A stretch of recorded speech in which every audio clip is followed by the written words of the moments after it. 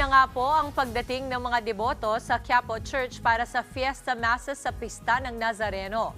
Live mula po sa Quiapo, nasa frontline ng balitang yan si Hannibal Talete. Sir Hani, good morning po sa inyo. Kumusta po ngayon ang sitwasyon dyan sa Quiapo Church? Good morning sa iyo, Dimples. Ito nga mahigpit ng seguridad dito sa loob at labas ng Quiapo Church. At kahit nakakaunti yung mga deboto dito sa simbahan, ay todo panday pa rin ang mga miyembro ng Manila Police District dito. May dalahang ilang pulis na K9 unit na umiikot sa labas at loob ng simbahan. May 300 miyembro ng Manila Police District ang nakadeploy rito ngayon.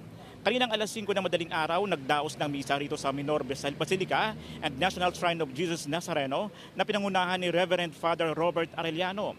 Pilalahanan niya ang mga debotong lumapit lang sa Panginoon kapag sinusubok ng problema at huwag magpadaig sa takot.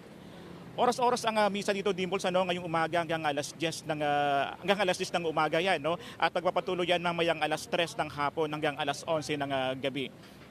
At bigyan lang tayo ng konting sitwasyon dito sa labas ng simbahan.